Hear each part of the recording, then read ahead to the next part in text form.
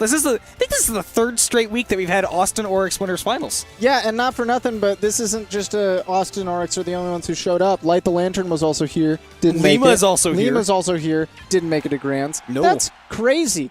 Yeah. Got a Hey, lot of Chase, good people before here. you get this started, would you be a doll and grab me some water? I would Would love you it. be a doll? He says no!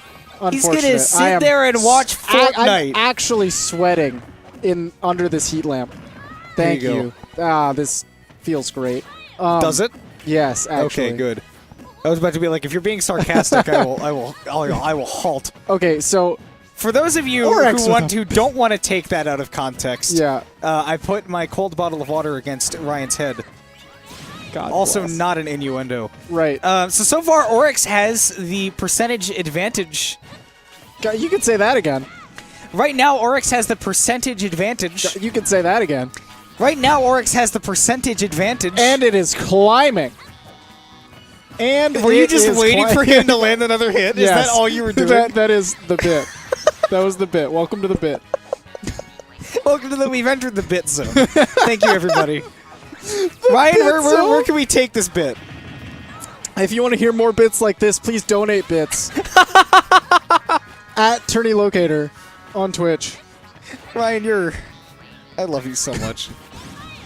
If you want to hear more bits like this, you can follow us on Twitter at the Ryan Neighbor or at that Kimona. But if you want to see what's going on right now, and if you want to know, right now Austin's brought this back to just about even, and with that read of the roll onto the stage from 2 seconds out, Austin has the lead. That's the kind of thing you can't feint that well with Ness because he doesn't have that big of a dash speed. Mm-hmm. So he was really committed to covering that roll. Would he be able to dash forward and like maybe get a neutral get up because he was walking?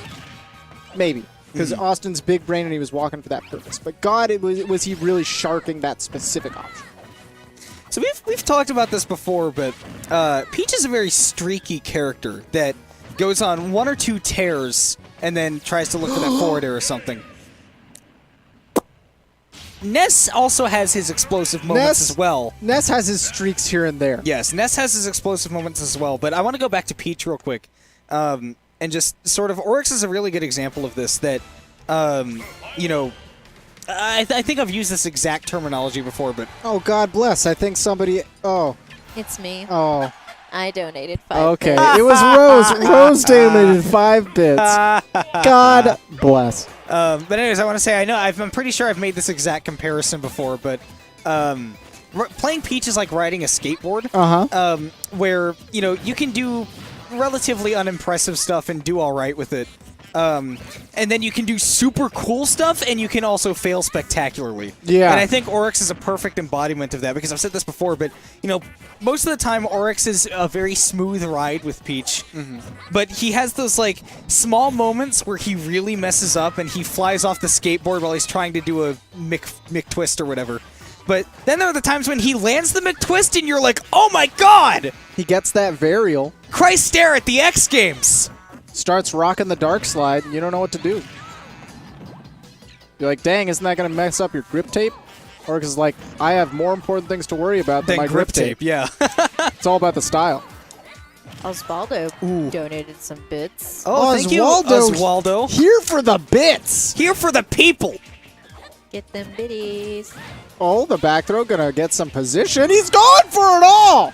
And he has found it all. Austin also... a skateboard man himself.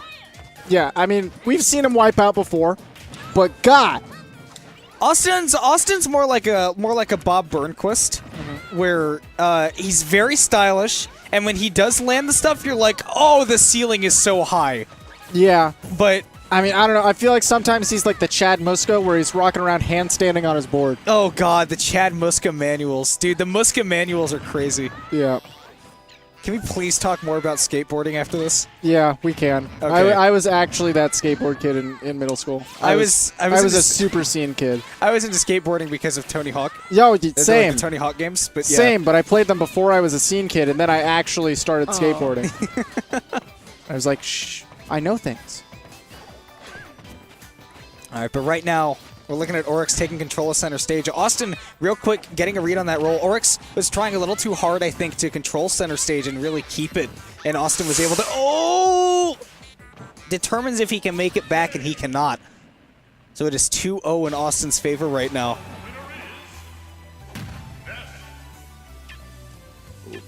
So, I don't know. Whoa. Somebody said Oswaldo. That's No, wrong. it's Osbaldo. Osbaldo. I'm going to give you many for... Osbaldo. I want to make an apology here. Very sorry that we said Oswaldo. That's disrespectful and wrong. Osbaldo with the 5 biddies. One of my favorite with a B. One of my favorite Who's Line bits is whenever they do the news reporters thing and Colin Mockery's the main anchor. Yeah. He makes a really funny pun name, and my favorite one of all time is, "And I'm your anchor, Oswald that Enswald."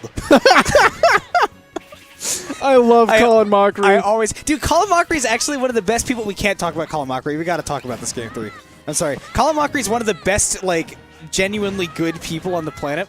But I'll get into that later because right now, I want to talk about how this match has been going. We've seen that Orex has had a lot of those big moments, but for the most part, Austin's had that clutch factor. Orex hasn't been clutching it out against him. Yeah, absolutely true. He's found connects here and there, but he hasn't found connects that are looking as strong as Colin Mockery and Ryan.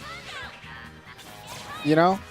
I'm sorry. That's an can unbeatable... you run that one by me again? Yeah, we've seen Orex get some solid connects here and there, but none of his combos are landing as cleanly as Colin Mockery and Ryan. And Ryan Styles. And Ryan Styles. Yeah.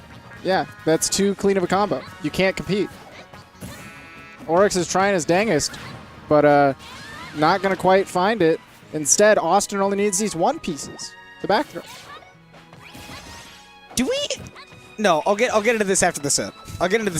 We haven't been talking about how good this play is yet. Oh, gosh. We can talk about how he was floating just above the PK Fire. Austin trying to catch these landings, but Peach can mix it up.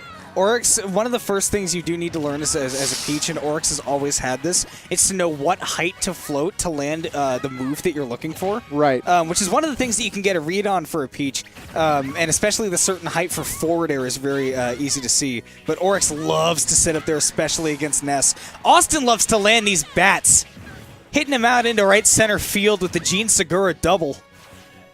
And that's it. 3-0 for Austin. I don't want to say Austin's combination looks like Colin Mockery and Ryan Styles. I want to say they look like Colin Mockery, Ryan Styles, Andrew Carey,